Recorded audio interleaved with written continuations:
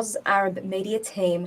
Today, I'm hosting a very important conversation, top of the mind for a lot of people here in the diaspora, a lot of people from the Middle East concerned about the escalation between Israel and Iran. I'm joined by Daizy Gedeon, an award-winning filmmaker and journalist, and an important voice for the region. You may have seen Daizy in our previous conversations and her work on the Hands Off Lebanon campaign. Daizy is a close friend of the Oz Arab Media team, and we welcome her here today to share her expertise and obviously her voice about the escalation and obviously the concerns of the Lebanese people. Daizy, thank you so much for joining us today. Thank you, Shay, and to the Oz Arab Media team for prioritising this conversation. It's always a pleasure to be on any calls and interviews with you and to be able to share with the Lebanese diaspora and the Lebanese public. Thank you, Daizy. You've previously spoken to us about the interconnectedness of Iran, Lebanon, and Palestine. What are the broader implications of this escalation and how are people feeling? There's a lot of implications. The developments over the last week and particularly the last 3 days have been significant. To talk about the Lebanese people, first of all, and in Lebanon, it's a situation that we're very familiar with. It's not unusual, and the war didn't come to Lebanon this last weekend. But as we saw, and as many of your viewers would have seen, there were videos on social media showing people on rooftops in Beirut celebrating their night out, and at the same time filming the videos of the Iranian missiles flying over Lebanese airspace into Israel. And there was a celebration in a sense. There were so many people who were probably feeling a little bit of, justice is served. Someone's got to bring Israel back into line. It can't get away with everything it's been getting away with. So there are some people, probably maybe 10% of the population, that are showing some concern, but the vast majority of people are just like, business as usual. Let's get on. Let's live our lives. They were out Saturday night. They were out Sunday, lunches. It was a beautiful weekend. And I was out in the Shulf area with visiting friends and having lunches and dinners, and didn't really feel any tension, nothing on the roads, driving out there. There were people south on the border with Israel having a wedding, and I'm sure some people may have seen that. There was a wedding right on the border in a town there, and people continued with their celebrations. They videoed. It was almost like, instead of having fireworks at the wedding, they had, live event of these screaming rockets and missiles flying overhead, but nowhere near Lebanon. I mean, not they were so high, crossing over the airspace. So in reality, the situation here is calm.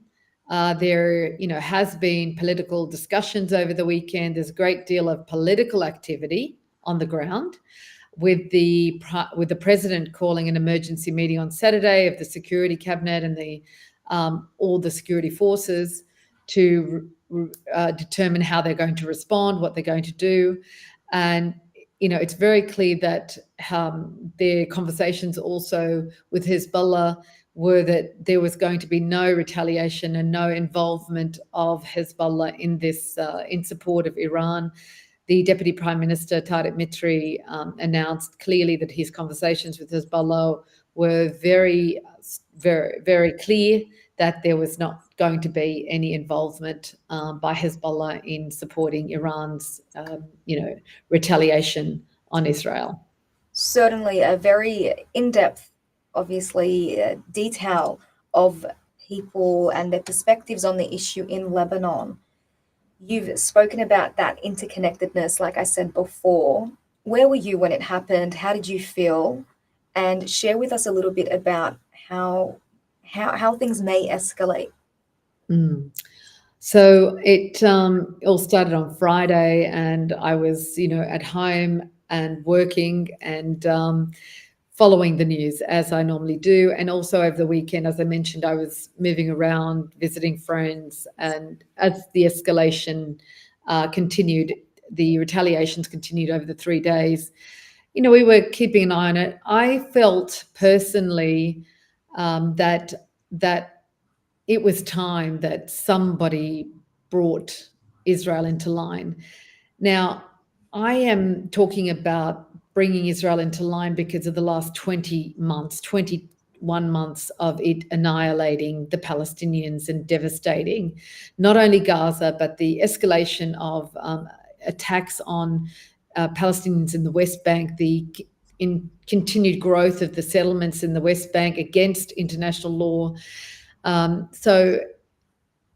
then it's violations of Lebanese airspace, Lebanese sovereignty, and doing the same now on Iran. So it's been attacking Iran. It's attacked Iran previously, and this was a bigger attack, an alleged preemptive strike, which is, rubbish. They've been claiming to have, they're claiming that Iran wants the destruction of Israel. This is propaganda that they want the world to believe, and that's why they've got to take these actions in self-defense. This is just a narrative. This is just a false narrative that they're trying to convince us is why they need to take these actions. But in all honesty, I was buoyed by Iran's response, because for me, this is about international law and about justice. And Israel has gotten away with so much and killed so many Palestinians. The numbers are around 60,000, but in reality, it's well over 200,000 by the time they will ever find those bodies that are buried under mountains of rubble across Gaza, and hundreds of thousands who've been injured and maimed forever. So, when you watch this going on, and the violence it's committed against Lebanese territory, the destruction of villages and homes and towns across southern Lebanon and the Bekaa region, again, is unacceptable. So when you see someone like Iran, and I'm not a pro-Iranian, I'm not a pro, and I'm definitely an anti-Zionist, you feel like, well, it's karma. Someone has got to do something to stop this evil empire that's trying to dominate and control the world. And that's the way Israel is perceived globally by the majority of people. It's an evil regime. The Zionist regime of Israel is an evil regime which is supported by the American administration, and has been for decades, but even more so now. And I say this with clear confidence and clarity that I am not an anti-Semite. I am not anti-Jewish. I believe in the Jewish faith, and I believe that they have the right to exist as people. There is not an ounce of me that is anti-Jewish.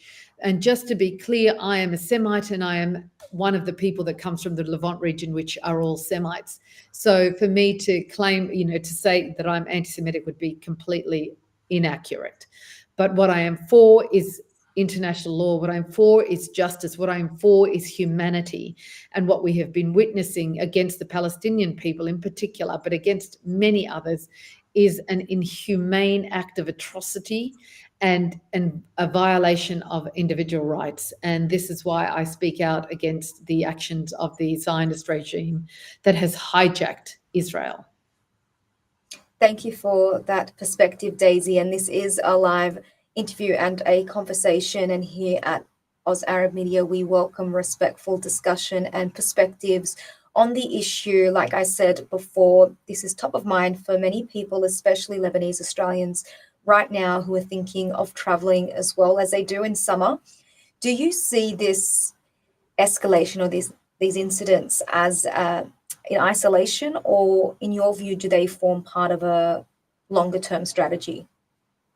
I don't believe this is an isolated event at all. I believe it's a continuation of a much larger plan that began decades ago and was spoken about by American generals who spoke out against the administration, who spoke out against the actions of America and its alleged ally Israel. And the the vision that they had decades ago, nearly 3 decades ago, if not more, was that there was a plan to change the regimes in 7 Arab nations or Middle Eastern countries. And that included leading into the Arab Spring and forcing those, because it should have, in I think it was 2001, 2002, after 9/11, one of the American generals came out and was, speaking out about how this plan they'd pulled out of nowhere, but in fact there were hawks in the government back then, and their plan was to change the regimes in Lebanon, in Syria, in Iraq, in Libya, and other countries, even Yemen, and they eliminated Saddam Hussein at that time. But just not to go too deep into it, it is part of a larger plan. It had previously been expected to have been completed well before now, but because of the resilience and the strength of the Arab nations and individuals across the world, they were unable to achieve that. But Netanyahu himself has the objective, and he's been in politics now for 3 to 4 decades, and his narrative has been the same thing for that period of time. And his objective was to change the face and the shape of the Middle East. And he's slowly been achieving it with America's support. I know they got international support from other European nations and even Australia for after October 7, which allowed them to commit the worst atrocities humanity has witnessed. Even Hitler did not commit atrocities as bad as those that Israel has committed against the Palestinians over the last 20 months.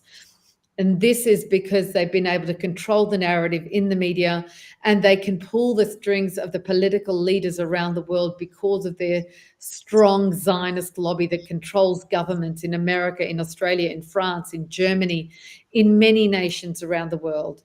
So their goal is to change the shape of the Middle East. The bigger picture is to be able to control the resources, the oil and the gas in the Middle East, but also the land, because they need control of the land to be able to build canals from the coastline, the Mediterranean coastline, through and across Asia, Arab lands, across into Saudi Arabia and into Asia, and also up into Europe. They want to control the resources. Gas and oil are the most invaluable resources on the planet, and they need the land as well. So they need to change the regimes and put friendly regimes.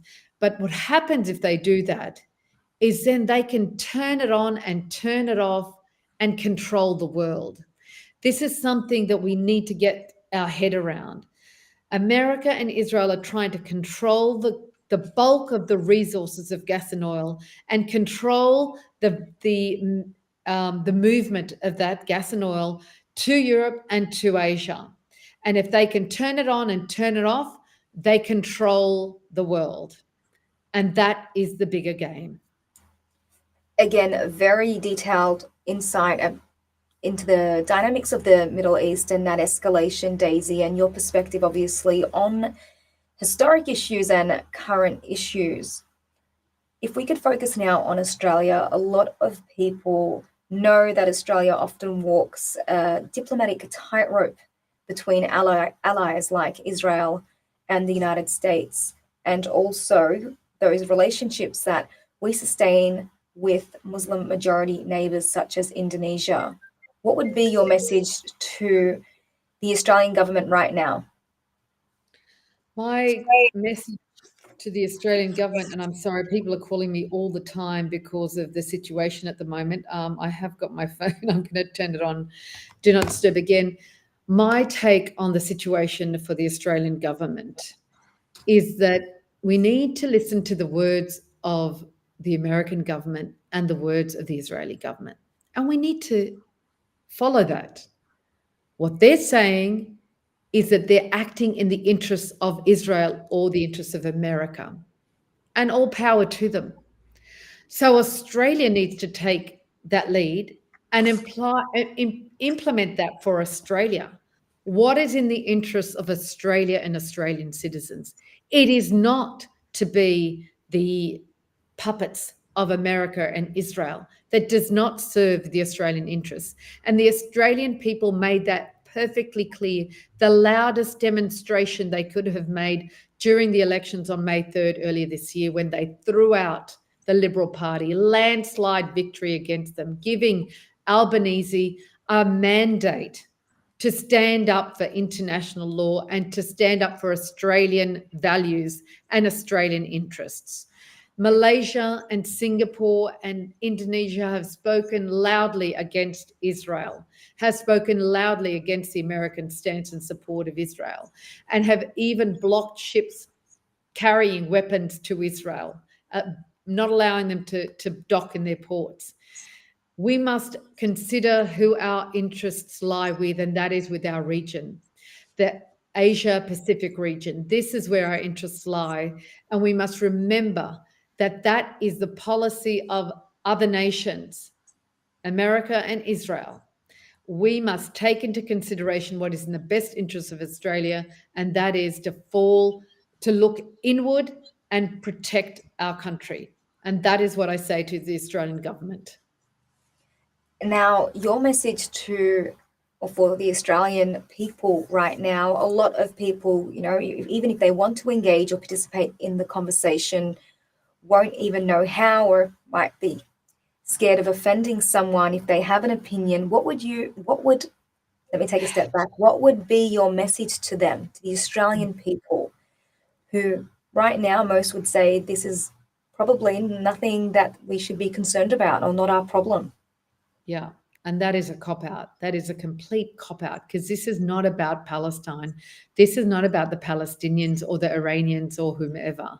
This is about humanity. When are you going to stand up for humanity? Important people, much more important and more sophisticated and worldly and knowledgeable than me, have said this time and again, and are standing up for Palestine, because it is the brunt of this case study right now. It is the litmus test for humanity. We are standing up for international law. We are standing up for our rights as individuals. We are standing up for laws that protect us as individuals. And if we don't stand up for the Palestinians, it means that we're not standing up for ourselves. And if they get away with this, if they get away with trashing international law, trashing humanitarian law that protects all of us, they protect every individual on planet Earth. And if they're allowed to get away with it, if we don't demand of our governments to follow and abide by international law, then we are giving them the power to trash any other law in our own countries that protects our civil rights. We're saying to them, it's okay, you can do that. So when they turn it around and want to do things that infringe on our civil rights and civil liberties, we are giving them permission to do that. So I hope people can get that clear. I hope people understand the interconnectedness of this matter, that we must stand up for laws and justice for all of humanity. Otherwise, we are selling out on our own rights for justice. Thank you, Daisy. A very important discussion right now, and you have been such an influential voice for the region. Last question before you go. As a journalist and filmmaker, you've covered so much of Lebanon. How do you balance activism right now and obviously your focus on the truth, which can be offensive, if I can say the least, to many people who might or might not have an interest in the region? The way I balance it is based on my values. It's not difficult. I have a clear guide. I have a clear direction, because all I stand for is truth and justice. And what are my barometers, or what are my measures of truth and justice? They're the laws that protect all of us. They're the laws that make sense to all of us. And they are, the constitutions of our nation and international law, the Human Rights Charter, Universal Declaration of Human Rights. These are the things that guide me, that guide my decisions and the actions that I take for and speaking out for Gaza, for the Congo, for Sudan, for Lebanon, for any nation that is being afflicted, for the 9/11, the 9/11 atrocity that was it was the biggest charade that we've ever been witness to. The information coming out of 9/11 being an organized detonation, is very apparent now. So what I say is we've all got to understand what our ultimate base values are. And if you are a good human being, you have good values, and all you need to do to be able to judge how to behave and how to act is understand what your values are, what you believe in, what is important to you. And that's how I direct my life and the actions and the work that I do. Again, here at Oz Arab Media, we appreciate you taking the time, Daizy, all the way in Lebanon to speak to us about such an important topic. And we're only scratching the surface here, really. The team is pleased and will be pleased again to have you, and host you on this very, very important platform for the diaspora. And we welcome other perspectives and comments, like I mentioned before. Daizy, was there anything you'd like to share with the wider diaspora here in Australia about any planned travels? Look, my advice is don't change your plans. It's going to be a huge summer. I'm having a huge party on the 1st of August. Nothing's going to change that. Friends are coming in, family are coming in. And I say to them, look, there are areas that are very safe. Nothing has ever happened in those areas. And that's all you have to do. Come enjoy yourself. Batroun, the coastline, Beirut, it's going to be beautiful. The mountains are going to be wonderful. So, that's my recommendation. And we'll be having a great summer. Israel's not going to destroy our economy this summer. We're going to live it up. Thank you, Daizy, for that insight and the invitation, obviously, to travel to Lebanon. Please do your due diligence and do those checks. And again, we welcome more and more people to take part in this very important discussion. I'm Shay, you're with the Oz Arab Media team. Thank you again, Daizy, for joining us. And until next time, please stay connected with the team. Thank you and good night. Thank you, Oz Arab Media. And for further information and ongoing issues, please follow me on Instagram, YouTube, where I have podcasts as well that go dive deeper into the issues. Dive deeper. Yeah. Thank you, Shay. Thank you, Oz Arab. Stay connected.